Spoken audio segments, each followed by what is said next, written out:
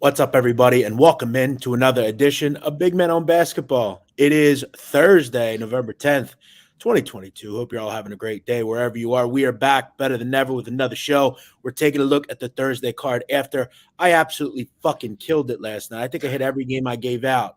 The big one, Monmouth Seton Hall under, which Jim Root from the three-man weave got a little hairy by the end. I was concerned that Seton Hall was going to score 85 and take that game over the number. However, they didn't, and it stayed just under the posted total. Our first guest, really in the basketball sense, is an old friend, Jim Root, three-man weave, three guys that I said before probably or more or less know more about basketball than I do, which is crazy. How you doing, Jim? Good to see you. You're an old guest of this show back when I was at Barstool the first time. Yeah, man, it's good to be back on here. A little more. I think it was all audio back in the day. We get some more video this time around. Pumped to be here, man. Like you said, you're in Philly for the Invitational tomorrow.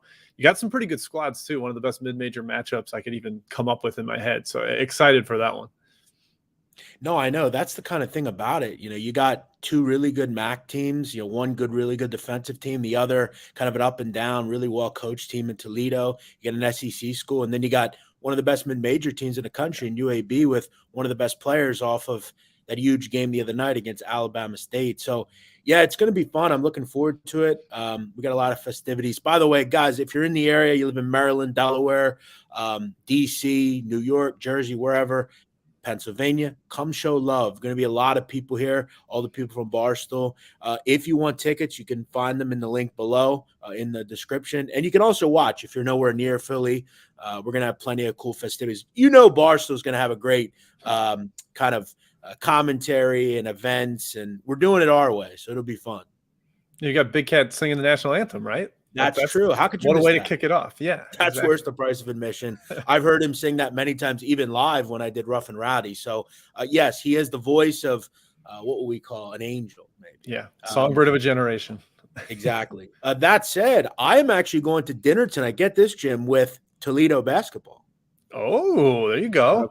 Yeah. Get some inside scoop from Coach Todd there. See what I was talking got to up his sleeve.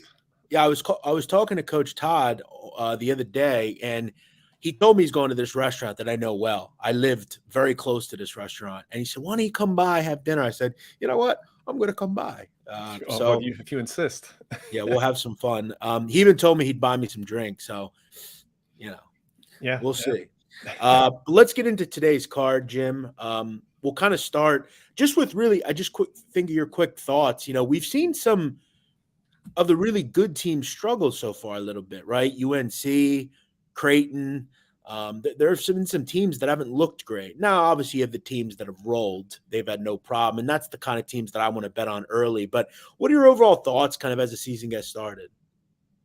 Just even on those teams you mentioned that struggled, I think a lot of the ones that are taking a big leap from where they were last year for most of the year, like Creighton was like 50th in KenPom, now they're top 10. UNC was not that good for most of the year, then had a huge run.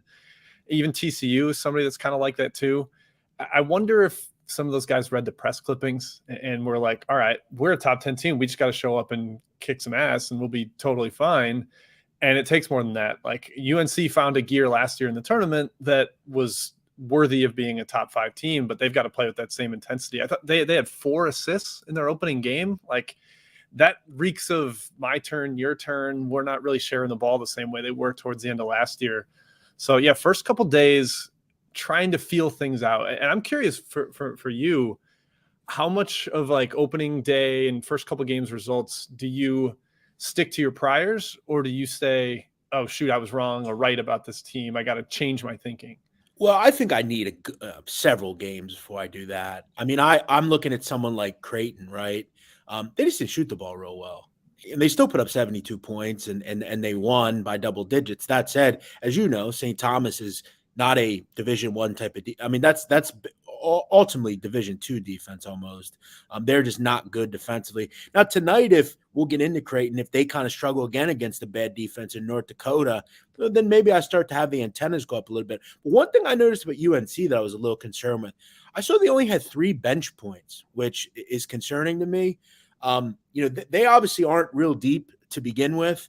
That's obviously something they need to get going. But again, it's only one game. Wilmington's kind of a weird team in a way, the way they're coached. Tittle does a nice job. So let's kind of talk a little bit about tonight. And I want to say hello to everybody in here. As always, if you're watching this for the first time, checking out the channel, make sure you subscribe, make sure you hit the like button. We're here every day, Monday through Friday. Now, a little programming note. I will not be on tomorrow. We'll kick out a video to preview these games tomorrow here in Philly and some other things as well. But stand by for that. Let's get into some games, Jim. I want to start first with Towson UMass. This is kind of an interesting game. A team that I was pretty high on coming into the season was Towson. Wasn't very happy with what I saw out of the gate. Albany, not a great basketball team. One thing about Towson, which I think kind of bodes well for them tonight, they aren't going to give you much in transition, which you know about. They're a great rebounding team, always good on the offensive glass, and are Pat Scary. And what do we kind of know about Frank Martin? He's probably going to turn the tempo up a little bit. I know Lamont Paris in South Carolina are playing much slower now that he's gone. UMass has kind of fallen by the wayside a little bit, but a good hire, an interesting hire. This was a tough one for me. A lot of people putting a lot of stock in UMass here. I guess I'm not real ready to do that. This is still, I think, a good Towson team with a lot of talent. I think they're one of the better teams in the CAA. And I think they really are going to do some things that are going to bother South Carolina, i.e. not let them run and get up and down. Yeah, this number opened like early opener. Towson was a favorite, and I saw it all the way up to UMass minus 3.5. I liked UMass at the opener, but anything over 3, I would not lay over 3. No way. So if you get 2 and 2.5, something like that works.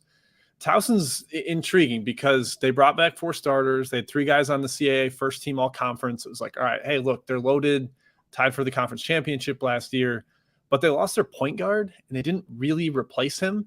So it's kind of, that straw that stirs the drink, the guy that makes everybody else better, gets into the lane, kicks it out to the shooters or dumps it off to the big men. Now they kind of have to figure out how to recreate offense and who's generating all that. And the roles have shifted. So for a team with a lot of continuity, I actually think there's still some feeling out process for them.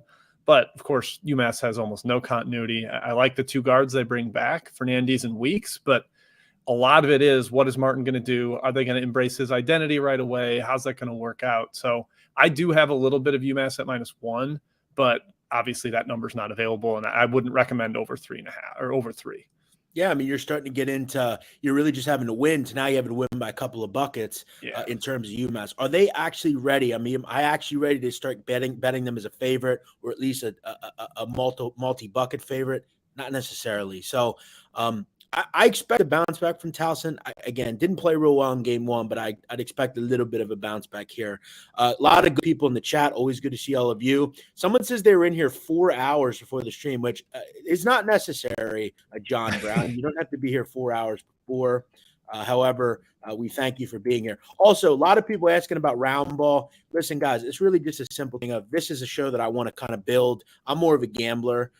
Those guys are more of just, they want to talk about college basketball, the state of college basketball, which is fine. I'm not saying I won't ever be on there again. I just want to kind of do some things with this. And we'll maybe talk about that a little bit later. I am going to hit some college football as well. You guys know I always do that. Someone says, Jeff, are you a made man? No, I'm not in the mafia. Please stop asking me. I know Jim Root and his people, don't you call your people the mobsters? Me? Oh, yeah, the chat mob. Oh, yeah, the chat mobsters. That's right. We take on the same mafia-like lingo here. Good to hear. Let me ask you, I want to talk about West Kentucky, East Kentucky, because I put on a real clinic, Jim, in CLV. For anyone that doesn't know, that's closing line value. And I said yesterday, there are 2 goals when I gamble, one of which is to get the best line and to win, ultimately. Now, with this game, I surely got the best number, 150.5 on this total. Yep. You see where it is now? Yeah, now, 158. Yeah, I've seen 159. So when I look at Barstool Sportsbook, I see a 159.5 right now, which is crazy. Now, when I made this number, you know what I made this number? 160. That's where I put the number, 159, 160. And the reason is simple. There's a couple of things that go into this. First of all, for anyone that's not aware, East Kentucky under A.W. Hamilton, they want to play one of the fastest paces in America. Up and down, up and down, up and down. Now, I'll ask you, because you are the roster king for the most part. Braxton Beverly, what happened there? Well, he's gone. I think last year I was saw his that. 5th year, kind of like grad school after the time at NC State. I So didn't now know if he had another they're year. really he was out of eligibility. That said, they are deep. Now, you don't want to put a ton of stock into their first game. They played like it sounded like a carnival company or something. Miami Midway or something. It was weird. I don't know. Whoever. They blew them out. I think they won by 70 or 80. But they want to go fast. They don't play a ton of defense. Gave up 85 last year in this game to West Kentucky. Look, I'm not always a Stans guy, but I'll tell you what, if Stans can't win with this team, I think you got to really look at something else. This is a very talented basketball team. They've got great guard play. They've got great transfers. They got one of the biggest kids in America in Jamarian Sharp. This team should just do whatever they want offensively tonight. That said, I also have to wonder, I think last year in this game, EKU shot like 51 threes. It was crazy. I see offense in this game. And even at the late number, I don't want to bet the worst number. I think this game is like first to 85 wins. Yeah, last year was 85 to 80, like you said. And last year, Western Kentucky had like 4 scholarship guys left. Like they played a walk-on decent minutes last year, and they still ran. A couple things. With Stansbury, we always call him, the 3-man weave guys, we call him a pace taker. Like Western Kentucky will play the tempo you want to play. Right. You drag it down, they'll do it. If Eastern Kentucky wants to run, they're like, sure, let's do it. Track meet, giddy up. And then the other thing on the spread side, his splits, Stansbury, as a favorite versus a dog are gigantic. Like he's a fantastic against the spread coach as an underdog, like almost a 60% for his career. But as a favorite, he's not very good because his talented teams play down to competition. So I would not lay it, even though it is a track meet game, most likely. I would stay away from the side. But I'm with you, Jeff. I got a pretty good number on the total, and I think it's going to be up and down like crazy. Both teams have depth. Both teams want to run. I think we see a lot of points. And what do we know about West Kentucky? Davion McKnight comes into West Kentucky, Mr. Basketball in Kentucky, really good point guard. He buried this press last year. They also have Dante Allen now, who Dante Allen went to Kentucky. Okay, this is not some, middle of the road kind of guy. This is a good roster. I think one of the better, again, if they play up to where they should be, this is a very good basketball team. So, especially with, you look at in the conference USA, groups like La Tech who are a little different now. Eric Conkle's moved on. I like this spot. I like this one. I think it's up and down. I think we kind of both agree. We did get better numbers. Now, I will say this about this game. Okay, if you're looking at this and have not bet it yet, I don't know what you're waiting for. I can't hold your hand and make you bet games when I do it. That said, I put this number in the high where it is now. I still think there's maybe – do you think there's any value at this number still? Probably a little. I'm pulling up my sheet right now to see what I made it. I think I made it like ludicrously high. I made it 157, so maybe not a ton of value right now. But again, like last year the game had 73 possessions, had 165 points, and Western Kentucky didn't have bodies. I think this time we'll see 77, almost 80 possessions. You get 1 point per possession. Efficiency-wise, that's all you need. I wouldn't recommend the under in this game because it would also just be a pain to watch. So it's over or nothing at this point. Yeah, it's going to be up and down. That said, before we get to the next game, I need all of you in this chat to go do something right now. Go on Twitter, retweet us, okay? The biggest way we can grow a show is by you sharing it, okay? Let people know what's going on. Pat Kalina says, Jeff, when did you first realize you were the king of MILFs? Well, I didn't say I was the king of MILFs. You said that. I didn't say that. Let's keep our mind out of the gutter here, Pat. Hey, Colgate and Brown, that seemed like a higher scoring game to me as well. I feel like Colgate is always the same team. Defensively, they're not very good, and they always have a great offense under Matt Langle. I know they had some kids move on, but they're still talented there. Still a team that I think is very good in the Patriot League. And I look at Brown, like I don't think they're that bad either. Like I felt like that was kind of a game that I don't know if it'll be as high scoring as this one, but I know the number's coming down, which I was surprised by. Do you have any read on that game? Not a ton on the total. The interesting matchup angle for this one to me is that like Brown is this weird anomaly in the Ivy League where they're super athletic. Like that's kind of the oddball in a bunch of like, the smart executing those type of kids. But Colgate just played Buffalo, who's like uber athletic. That's their whole thing. They'll get up and down. So I think they'll be a little more ready for it. Colgate did start a freshman point guard last time, so that obviously has some hiccups early in the year. But I made the number lower and should have taken Brown, and I said no, I didn't want to do it because I thought Colgate was well prepared for this game with last time, and Brown didn't look that good against another executing type of team in Vermont. So I stayed away here, Jeff, but Colgate's just, they're going to run the Patriot again. They've got a ton of talent, ton of shooting back. Fun team to watch if you like execution in basketball. I was, being in the Philly area, right? I was really surprised that obviously Fran Dunphy is a coach again. That surprised me. Yeah. If I was LaSalle, I would have made a run at Langle. I don't know if I don't get it. I don't know why he's still at Colgate. That's just my thought, but I would have made a run at him. He's a good coach. Weston T says, what do we do at 159? That's up to you, man. Listen, I don't want to tell you that I would still play. I played at 150.5. Like I said, I put it at 160. That's why you are an adult and can make your own decisions. I'll say that I probably would lean on taking it there still, but this is too much movement. This is too big a move. I'm kind of just comfortable where I am with it. Jeff, how do you feel about teasing in college basketball? Like if somebody I don't, so I'm curious what you think. No, I would never tease anything. I would never buy points either. I don't play parlays. I might play a parlay once every few months, it's usually in like the NFL on a Sunday. I don't want to be mean to people that tease. I think it is a complete sucker bet though. No, don't do it. No. Yeah, I mean, when there's 160 points, the value of 5 or 6 is so different than a football game where there's 40 points or 50 points. And 7, you're getting 6.5 points. Yeah, exactly. And again, remember, when you have an NFL game, those lines are so good anyway. Getting a 6-point margin in a game is huge. As you said, in a basketball game, you get 4 points on a teaser. That's nothing. Yeah. Like that's laughable, right? In a 160-point game. If I like it at 156, I'm gonna just play it at 160. You know what I'm saying? Yeah. All right. Marquette, Central Michigan. This is an interesting one to me because I talked. You know what I did? I did a Mid-Major Madness with Nick Lorenzen, and we talked about Central Michigan. I actually really like their guard play there. With Boopsy Miller and Jesse Zarzula, who comes over from Coppin, who had some good guards under Juan Dixon, Creighton a couple of years ago. This is a decent guard team in the MEAC. I actually like this team from a guard perspective. I also don't really like Marquette in this kind of price range. I don't think this roster is very talented, quite frankly. I'm not a big Shaka guy. I think that whole kind of way he does things takes time. I'm seeing a 19 out there at Barstool Sportsbook. I'm kind of interested a little bit in CMU. I thought this was too high, man. Yeah, 19's too high.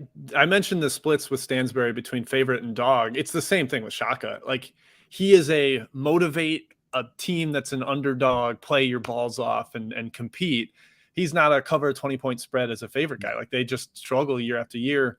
They got up like 25 on Radford last game, ended up winning by 10, did not cover.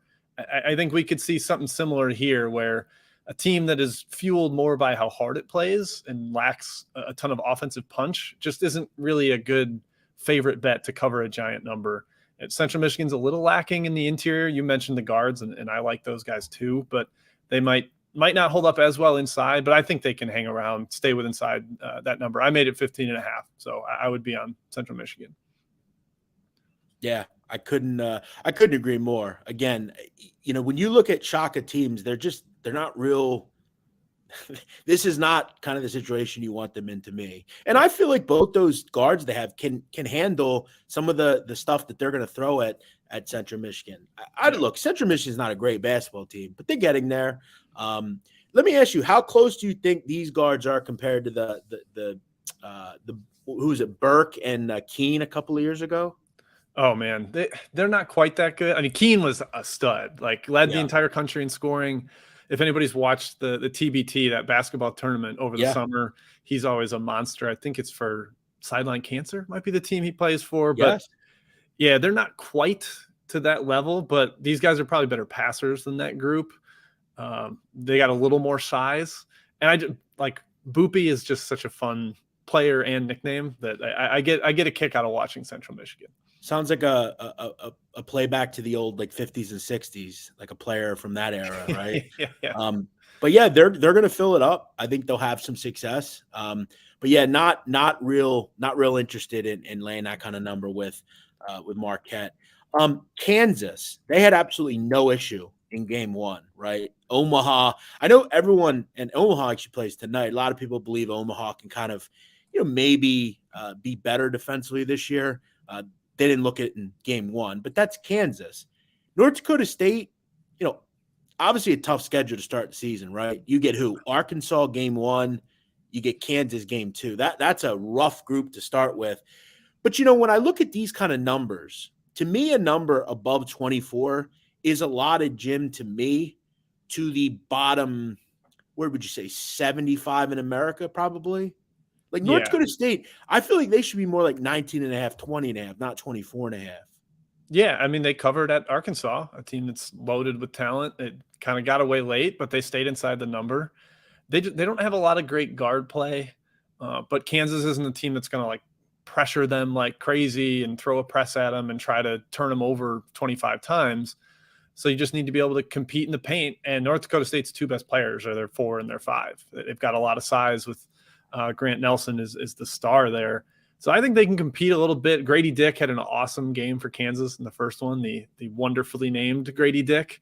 Is that the best name you think in college basketball? It's the one that makes my immature sense of humor smile every time I hear it. So I'll at least say that. It's like funny a fart when you joke. said it, you kind of had a little smirk on your face. So I can't not smirk. It's like I said, it's like a fart joke. I'm gonna laugh every time. I got it's low hanging fruit. I was blown away. I agree with you on the number. Yeah. When we speak about names, does it blow you away that Walter White is still in college at Boston University? I mean, I saw that Barstool, I think somebody tweeted out, like, say my name with the Walter White photo. And I'm just thinking, there's no way he's still a college basketball player. He's literally been there 10 years, it seems like. Yeah. I interviewed their coach for the Almanac, the preseason publication we did. And right off the bat, I'm like, all right, is anybody coming back for their super senior season, their grad school year? And he's like, oh, yeah, Walter White's back. I'm like, no way. That guy is still around. It's wild. It's amazing. Now, Gino in the chat makes a good point. The best name in sports history is Dick Trickle. That's a great name. Old NASCAR driver. My father still mentions him. Anytime I'll see NASCAR on TV, he goes, remember that guy Dick Trickle? Yeah, dude, Dad, I remember that guy. Absolutely. So yeah, I think at 24 and a half, I found that to be a little high with North Dakota State. Again, always a team that competed in the Summit, always kind of a different team than the Summit generally is. Pretty good defensively, decent guard play, good bigs. They've had a couple of good teams over the years. I want to ask you about this one because I mentioned this to you. We were talking kind of off the air. This is not going to be easy to do, guys. I'll tell you right now. Okay, laying 21 in the first half, not easy. But I think Texas absolutely pulverizes Houston Christian. Now, little background on Houston Christian. They used to be Houston Baptist. I guess they decided to change the name. Last year, these two teams played. It was 92-48. Now, I want to talk a little bit about the current state of this team compared to last year. In that game, they scored 48 points and 33 of those points are no longer on this team, okay? So think about that as we come into this year and how good Texas is defensively. I also want to discuss, we don't deal with this much in this line of work when you're gambling, but Houston Christian, their best player, and Jim, arguably the best player in that conference, Darius Lee, was actually shot and killed over the summer in a very just horrible situation in New York City, crime out of control there. And he was a part of this kind of mass shooting in Harlem. Just a very sad story. I really had a trouble reading that. I feel so bad for not only anyone that loses their life and family, but that's just a horrible story, man. So, and I think in this business, like, you have to obviously move on. And let's just be real. This is a team that's really going to struggle without Darius Lee. They just don't bring much talent back. This is a defense in Texas that is just dogged, man. I mean, they're not going to get much of anything up. I kind of told you this game kind of screams like 48-9 19 at the half. I think Texas is obviously much better offensively this year. I think they're one of the best defenses in America. And I think there's one thing about this long-term 37-point number that worries me. If you're Beard and you're up 30 with 3 or 4 minutes to go, are you actually going to run the score up here to me? Probably not. Probably No. not. Yeah. I think this is a situation where I think you really have to look at that stuff. It's a sad situation for Houston Christian, isn't it? Yeah, it's awful. I mean, some of the the quotes about like how he was the heart and soul of their team and the leader, and he did everything on the court, and it's just brutal that it went down the way that it did.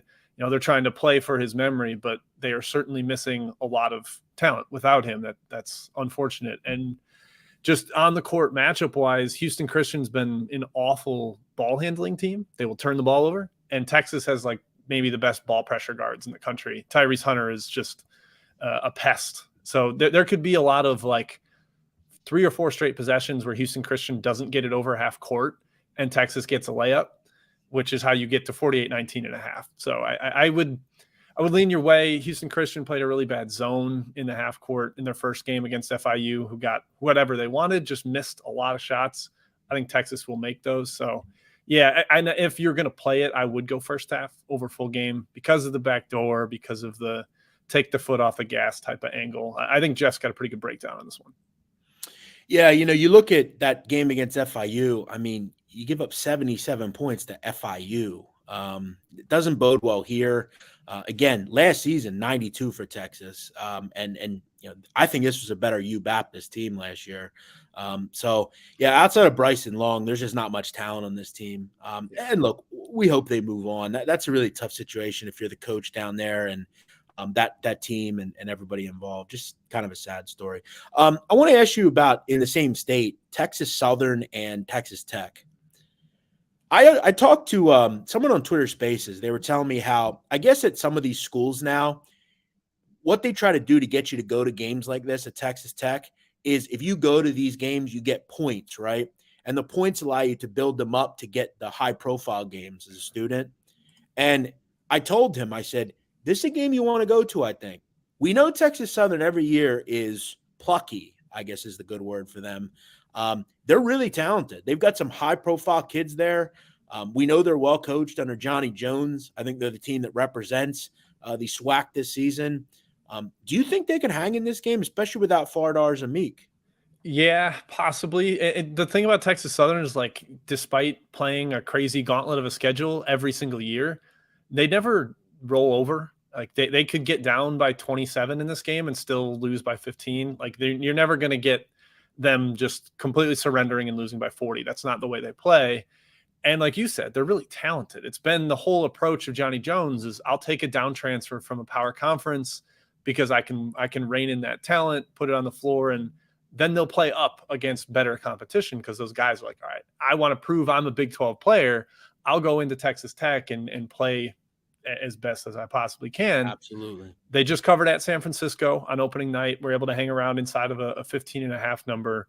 The one question I have looking at this number, Jeff, is there were 15.5 point dogs at San Francisco, now only 19.5 or 20 at Texas Tech. Does that check out to you? I feel like it should be a little higher maybe. Yeah, I think it should. I guess the saving grace that I would have if I like this game is this number's come down from open. It was 20.5, which I think generally you kind of look at these games, these Texas Tech, Texas Southern games. I always kind of look at it as what would this number be if this was a 15-2 or 16-1 in the NCAA tournament? I think it's probably about where you would put it. Maybe it was a little low, but I think there's a lot of worry from games like this about obviously caring much about it, right? But this is a team. Ask Florida a couple of years ago. Texas Southern almost took them to the cleaners. In fact, they may have actually. Yeah, last year beat them by like 14 in Gainesville. Yep. Yeah, this is a very well-oiled, experienced team. Okay, not a team you want to mess around with if you're Mark Adams. So yeah, keep that in mind. It's kind of right where I had it. Again, guys, when I do these cards and do these shows, I have a number that I put these games at. And if there's no value to me, I don't play it, right? It's pretty simple. Okay. I think if you're a gambler and you don't do that, I think I think you need to do it. That's all I'm going to say. The number is vital. One other stat I'll throw out on this one, Jeff. The last 20 games as a home favorite, Texas Tech is 15-5 against the number. They have a pretty good home advantage. So I just tread lightly if you're going to go with the dog. Yeah, absolutely. Absolutely. And I generally find a lot of the times in games like this, if you're going to get an effort out of these teams, it's usually early, at least in these types of games where you have a decent kind of a foe that Texas Tech's playing. So maybe look at a first half. I don't know. Someone's asking, did Big Man give any plays? Yeah, I have one play out. I put it out last night. Watched Kentucky EKU over 150.5. I also have Texas first half minus 21. And if Texas wins by 20, what are you going to do? I'm banking on 51-17. That would be beautiful for me. Jim, let me ask you about Creighton, right? I'm always in belief that when a team does not play well or shoot well in the first game, you kind of just come right back in the next game with them. Now they're laying a big number tonight to the new. What is North Dakota's mascot now? Are they still the Fighting Hawks? I think they're the Hawks. Yep. Yeah. I wanted them to be the Nodaks. That was like part of one of their potential choices, but they went with the Hawks. Better name, I feel like. Nodaks is kind of a rough one, I guess. It's goofy. But that being said, Creighton is a team that I love. They didn't shoot well. I think Baylor Shireman was 3 for 8. He was the only good shooter, I feel like, the other night. But if you're going to shoot that many threes, you need to be more efficient. That happens. First game, jitters. What are you going to do? I feel like they get back on the horse tonight. I lost the team total with them. I had a little play on it game 1. I don't have much problem coming back to it. When I say North Dakota, you know this, Jim. North Dakota was horrid on defense. Horrid. Yeah. I mean, I've said before, this is one of the worst defenses I've seen over the last year or two. Now, obviously, the hope is you're better in the next year, but I don't see a bunch of infused talent coming in here that's going to make this team any better. They just couldn't guard anybody. No. Yeah. They were really hurt last year, was a little part of it, but it was even when they were healthy at the start of the year, they didn't guard anyone. Now, the one thing that does concern me a little is St. Thomas didn't guard anyone last year either, and they held Creighton a little bit in check. And you mentioned you just look at that as bad shooting, though? Yeah, but this might be a bad shooting team. Like last year, they were a poor three-point shooting team. Kaluma, Nemhard, Alexander, all those guys were like sub 30%. So are they all going to take a leap and collectively be good shooters? I don't know. Shireman's an elite shooter, like no question about that. That guy's going to shoot 40% from deep this year from unlimited range. But I don't know if they'll hit enough to cover it. I made this number lower, so I can't lay it with Creighton. But they are a team that I fear just the way they can go on runs and their home court, like incredible crowd in Omaha. They are always lit up for those home games. So I fear fading home Creighton, but I'm not going to do that. But I made the number lower, so I can't take the favorite. I think Brandon Stillman in the chat has a good way to look at this game. Maybe an over 139. I saw it at. I thought that was a bit low. I think Creighton probably pushes 80 here. I think you kind of turn it up after last game if you can. I felt like North Dakota could get to 60. I kind of had it like 84-62 or something. I could see something like that. Someone says this guy looks like a British UFC reporter talking about you. Sweet. Yeah, man. I lack the accent and the UFC knowledge, but I'll try it. I actually could see that somewhat. Somebody's asking about Omaha against Nebraska tonight. You always see these, right? These in-state teams, little brother, big brother type of games, and the little brother either plays well or gets blown out. I'll tell you right now, Nebraska is not a team like Marquette that I want to lay almost 20 points with. I've said before, this is the bottom of the barrel. They're a horrible team. I mean, I like Hoiberg, but it's not a very good basketball team to me. Do you want to back Omaha though either? Because I don't. Not really. You know who is backing them though and who loves them is your boy Matt Cox from the 3-Man Weave. That was his best bet today on our show. Omaha, really? Yeah, he doesn't trust the Nebraska favorite there. He's willing to take the points. So I'm not brave enough to join him, but there's somebody whose opinion you and I both respect is on the absolutely on Omaha there. Yeah, I know Matt is a guy that whenever he says he likes a dog, I have a weird feeling that I want to always jump in that. I have bad dreams about Omaha's defense, man. You know, It's just kind of one of those summit teams that I just don't want to. I don't want to trust. Yeah, it's funny talking about them and North Dakota back to back, because last year, the first 2 months of the year, neither team guarded anyone, and it was painful. Absolutely. Let me ask you about Arizona State, Northern Arizona, because there are two things that I wanted to mention here. Okay, Jalen Cone, best player in the court. Would you agree with that for Northern Arizona? Unless if Marcus Bagley is back to his full healthy self, then I'd take him. But Cone's probably. I mean, he scored in the ACC. Like he's proven at a higher level, so he's up there. It's him or Bagley. One of I think the really secretive great plays of day one was Arizona State Tarleton under. I don't think I got anywhere near the number. I see a total mid 130s here. Our Arizona State, for what they're worth, outside of Cone, they're not very talented, and they put up 55 in game one. I think there's a lot to say about Arizona State. I don't love them, but I think defensively they're pretty good, quite frankly. They just don't play very fast. They're kind of a low-scoring team. They just don't give you much on that end. Under was intriguing. Do you have any thoughts on this one?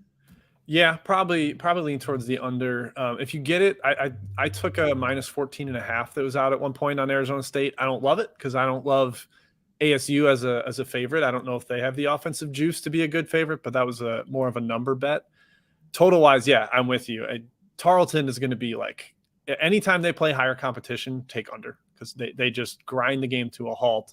And I'm sure Northern Arizona is going to try to do that same thing. It's certainly doable against this Arizona State team. So, yeah, total wise, I would be with you. I would go under, and then I had a slight numerical edge to the favorite on the side. Yeah, that was kind of my thought as well. Anything else? That was kind of it for me as far as what I was looking at. I obviously I went with two here, that Texas first half, and then I obviously have a great number in that West Kentucky, Eastern Kentucky game. Nichols, Wyoming. Obviously, I think you have to realize no Graham Ike for Wyoming. I just don't really have much interest in that. I like Nichols. I do. I agree. They got smashed in the paint by Arizona. I think Ballo and Tubelis, their two big guys, were 15 for 18 from the floor. But like you said, there's no Ike, and Wyoming doesn't have a backup for him. So I think this is a game where Nichols can actually compete and won't get destroyed at the rim the way they did last game. So I took the points with the dog there on Nichols. Yeah, remember, Nichols is one of your better teams out of the Southland. Absolutely. Jim, what did you play tonight? So I got that Nichols plus. I got plus 16 there. That's one, and then the other one I'm looking at, and we'll happily give out here, is the Citadel Presbyterian under. Jeff, way off the board, way off the beaten path here, but that's where we live. Oh yeah, Presbyterian is like a muck it up, play in the mud, just gross games, half court battle, defensive struggles, and I think Citadel's going to trend more towards that with Ed Conroy in charge. They used to have Duger Balcom, who's like the biggest run and shoot, play as fast as you can, launch three-pointers guy. And this team is trending way back the other way. So 133.5 was the last number I had seen. And I see Matt Sedlock mentioned it in the chat, this game. That's what I like. I like the under in that one. I think it's going to be a grind between those two. Yeah, that's I think a team that's always had the notorious reputation of up and down, that sort of thing. But totally different team. That's a good one. I think you're on to something there with that one. I also mentioned what was that other game I mentioned earlier? Let me ask you, Bethune-Cookman, Indiana. I'm trying to think who it was. It might have been Matt. Matter of fact, I think I heard Matt say he thought the number was a bit high with Bethune. Again, you have to ask yourself with Indiana, how much do you care about winning these games by, 30 or more? That said, I've always said I'll never be involved with taking dogs in these kind of games. I have no interest. I don't want to sit on the edge of my seat hoping that Bethune-Cookman can string a possession or two together to give me a bucket late. If I'm looking at Indiana, I think the only way you play this is full game. And remember, first half. And remember, TJD might be hurt. They may not even play him tonight. Yeah, he's got like a very badly sprained thumb. Is what. Why would you play if you're him? I have no idea. 30-point favorite? Yeah, like it's not worth it. Try to get that thing healthy. Bethune-Cookman's actually got some talent. They've got a top 50 recruit transfer from Western Kentucky named Zion Harmon, who could be the best point guard in the SWAC. But man, 30 points. I'm with you. I like especially in the bigger spreads, try to aim for first half because it's a truer outcome. You're not going to deal with deep bench guys on both teams dancing around the number late, hoping to get a possession from a walk-on. If you think Bethune-Cookman can hang around, then yeah, bet them first half, and that's probably the wiser play. I want to talk about one more game tonight. Vermont, St. Mary's. Good game, right? Yeah. St. Mary's, I kind of told you guys the other night, that was going to be a very interesting game with Oral Roberts. St. Mary's definitely challenging themselves to start the season. Tough for Vermont, across the country. Still a talented team under John Becker. They're going to be a lot more tested this year with Bryant, though, in the America East. Yeah. St. Mary's, though, really, I think kind of is a real problem for Vermont. What do we know about Vermont and John Becker, the way they play? It's all about that catch and shoots type of stuff. I just think St. Mary's just takes all that out. And I don't know how Vermont can stop St. Mary's in the front court. I just have no interest in going against St. Mary's in Moraga. I think they're an elite program. I think Randy Bennett's as good a coach as we have in America. I would lean with St. Mary's. I think there's a better team. Yep. To Ben Hufford's point, I took a little St. Mary's -7.5. So I'm with that. I think it's a tough travel for Vermont. They started a really small lineup in the first game, basically 4 guards and then 1 6'7" guy. And St. Mary's is huge up front with Saxon and Bowen. I think they can play bully ball in the paint. And then, yeah, you mentioned Vermont, all about getting a lot of catch and shoot threes. I think per shot quality, St. Mary's was top 3 in the country in taking away catch and shoot threes last year. They run you off the line. They force you into the mid-range, make it really, really tough. I think it's a good matchup, a good travel spot, a good number. So I like the Gales there. And this is the thing. There's a gift and a curse sometimes with Vermont because the betting public, the guys that are in the sportsbook right now, they see Vermont. They know Vermont from the tournament time, and they don't see a number next to St. Mary's name really, and they're going to see 8.5, 9 points. Say, oh, that's enough. I'll grab that. Oh, this is a close game. This is what we call a public dog. Okay, I think St. Mary's the player. I think they win by double digits. I think they're significantly better than Vermont, and they are a bear to prepare for, especially in your second game. This is your first game.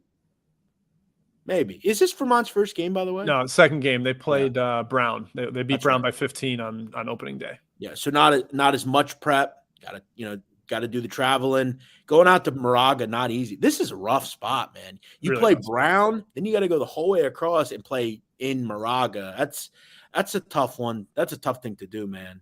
Yep. Yeah. St. Mary's was up 20 in that Oral Roberts game and then let in a little bit of backdoor. But I think they can get up 20 again here and hang on to it. Yeah, I agree. Jim Root, always good to see you. We're going to try to get you on here every week. Next week, it'll be a little easier. I won't be remote. I'll be back at home, and we'll be able to settle in and do our thing.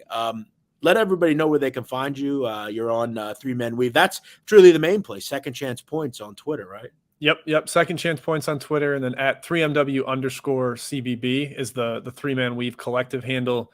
We do a daily show at noon Central, 1 p.m. Eastern, our Field 68 college basketball best bets. So we go through a lot of this, just matchup, breaking down games. So something very similar. There's 3 of us, a bunch of nerds. We just talk about mid-majors. So if that kind of stuff intrigues you, hop on over there and check that out as well. We talked at Goodman on I saw he stirred the pot a little bit. He did. He called me a clown at one point, which he didn't like. Well, you know what he didn't like? He didn't like my Fran McCaffrey. I don't like Fran McCaffrey. It hasn't made the second weekend of the tournament, but I do like watching his offenses play. I do like watching 10 plus years as a coach. Do you think it's embarrassing that he's never gotten past the first game in the NCAA tournament? I do. Yeah, I try not to put too much weight in postseason success. Like if you're a 20-game winner every single season and your offenses are fun to watch, that's enough for me. That's true. Jim Root, good to see you. We're going to hang out for a few minutes to talk a little college football, but good to see you. We'll speak to you next week, all right? Perfect. Sounds good. Thanks for having me, Jeff. All right, see you, Jim. Take it easy. Check Jim Root out on Twitter at Second Chance Points. So here's what I'm going to do, guys. Drop some questions in the chat about college football. I want to talk some college football, which is generally what we do here. We're going to kind of do 2 now. We're going to talk college basketball. We're going to talk college football. But I want to kind of get the juices flowing a little bit on college football. I've done some spaces this week, but drop your questions, drop your lines in the chat now. We can start talking about that. Matty Fresh says, Nadu and Three Men Weave are a good combo. Thank you, bro. I appreciate that. Thoughts on Tulsa, Memphis tonight over. I didn't have much on either game tonight. I had a little under with Bowling Green last night. That one came in. And outside of that, I didn't play anything tonight. Guys, again, if you're going to send in a game, please send in both teams and who they're playing, what the line is, all that kind of stuff. I want to talk about Texas TCU right away. Let me ask you this. The Final Four was released on Tuesday, right, or whenever that was. According to the College Football Committee, TCU is a top 4 team. Let's ask everybody in here, outside of fans of TCU, do we actually believe that? Well, I'm going to tell you, no, we don't. Nobody actually believes TCU is a top 4 team. They would get fucking whitewashed by Ohio State, Georgia, Alabama, Tennessee, Michigan. Nobody cares about the Big 12. Sorry. Oklahoma's a nobody anymore. Texas is the only team to me that is better than TCU really on the field. I think Texas is going to pound TCU into submission. And this number is very indicative of what we saw last week with Tennessee against Georgia. We saw it a couple of weeks ago with UCLA and Oregon. Everybody was telling you how good UCLA is. They go into Eugene and got absolutely fucking knocked out by Oregon. So for me, there's a lot that I just look at this and say this number just tells you all you need to know. Now, again, there'll be a lot of public action tonight on TCU or this weekend on TCU, but I won't be on it. I definitely won't be on it. Let me go up here. Someone keeps asking about Louisiana. I have no thought on that game tonight. I'm not playing it. No interest. Louisiana, I don't care about. They're not the same team as they used to be. I'd lean Georgia Southern, but I'm not. I don't have any interest in it. What about Tulane UCF over? I don't have any interest in an over in that game. I actually think the under looks actually pretty good. Tulane is a really good defensive team. That game kind of screamed 24-21, 27-21 to me. This is a huge game in the American Athletic Conference. It just is. These are two teams at the top of this conference. Tulane is ranked. They've been a great against the spread team. I know a good friend of ours, Hold DeMayo down in New Orleans, is loving this Tulane team. They've been a great bet, man, a great bet. So I think you probably lean on that, right? This would be a good game to watch. Is there an angle in betting it?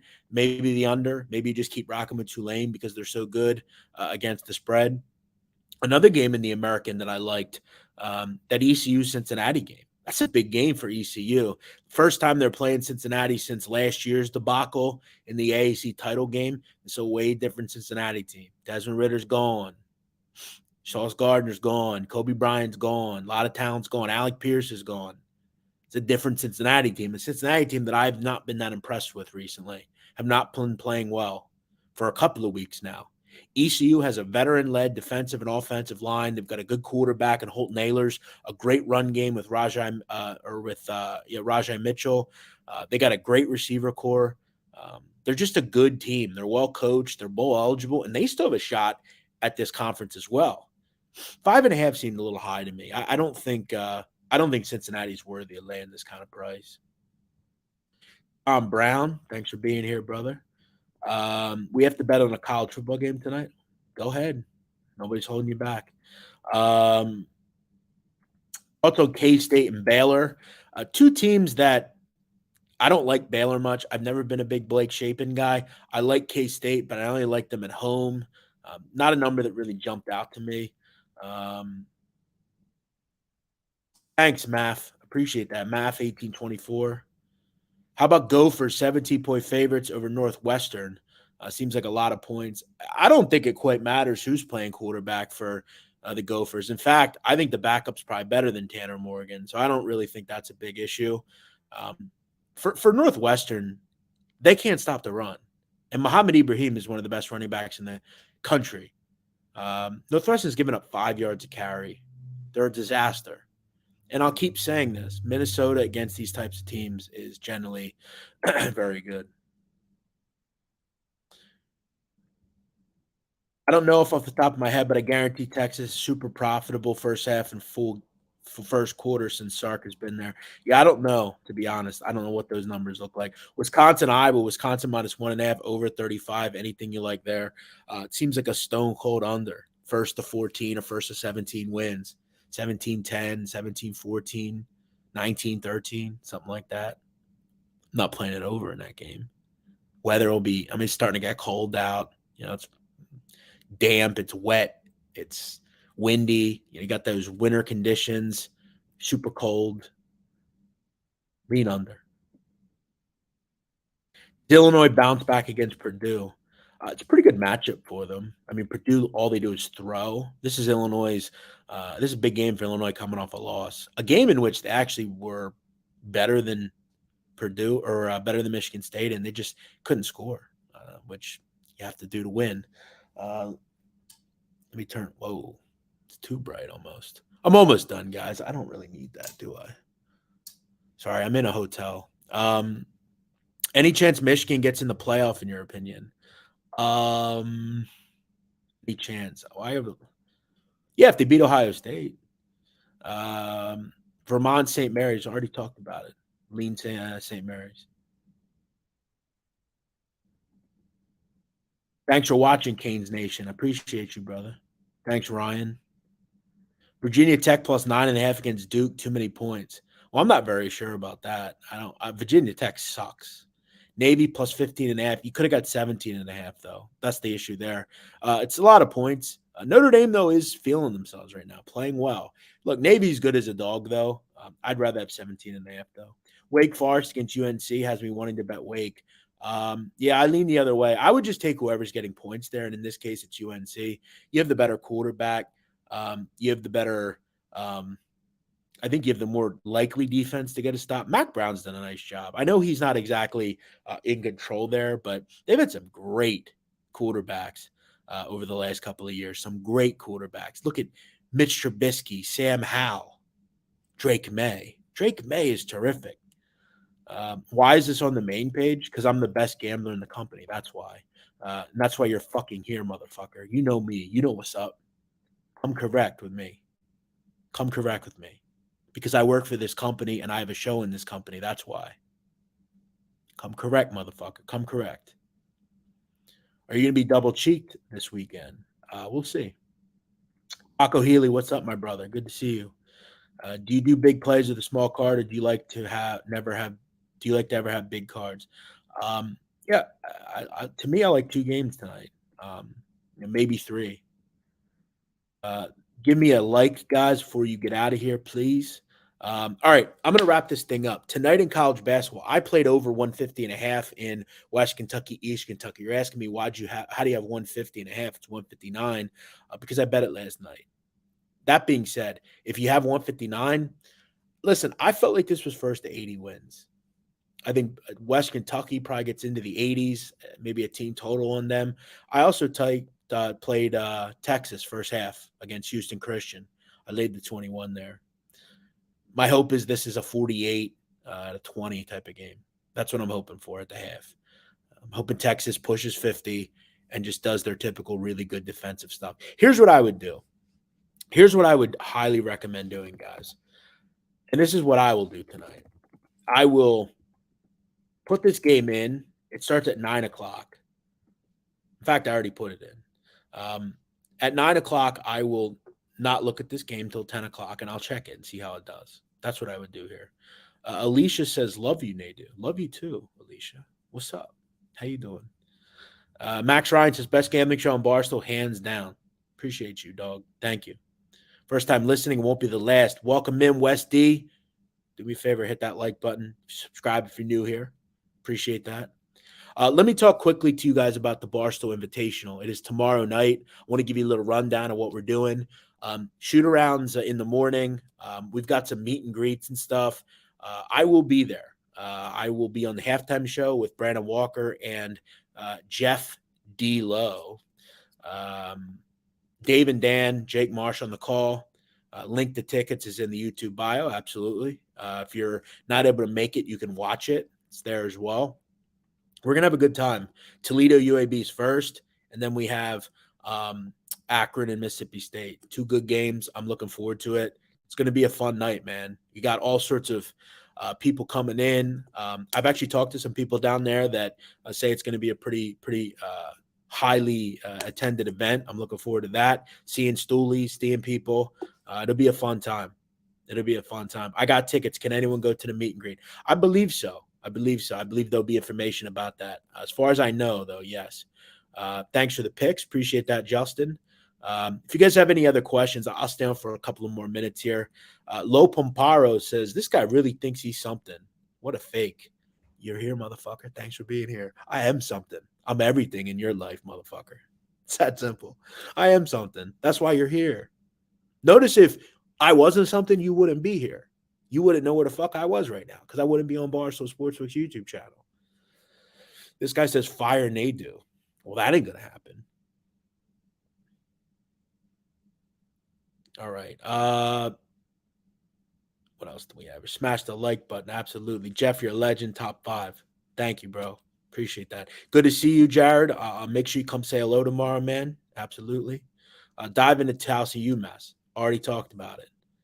Alicia says, do I call out tomorrow? Yes, call out tomorrow. Let's do breakfast. What do you think? You in? What do you think? Can Ohio State cover 26.5 tonight? Not a game that I wanted to get involved with. I want to see a few games out of Ohio State before I jump on board with them. They do cruise in here. Welcome in. Nikki Chi-Town says, are you Italian? No, I'm Albanian. I'm Albanian. Your pick and leans got me 6-0 last night. Good to hear it. I appreciate that. Alicia, holla at me. Let's go. Let's go to breakfast. Omelets on me. What do you say? All right, I'm out of here. You guys have a good night. Thanks for being here. I will check you out all again soon. If you need me, you know where to find me, at Jeff Nadu. By the way, if you have not checked it out, go check out my latest interview on the Sit Down, a Crime Mystery podcast. We talked to Sammy the Bull Gravano. We did 2 hours with Sammy. We talked to him. We got all sorts of stuff there. It was great. We had a great time. So go check that out. YouTube, podcast, wherever you want. I'm out. I'll see you all Monday. I'm back Monday with another edition of Big Man on Basketball. Until then, I'll see you all tomorrow at the Barstool Invitational. Have a good night. Later.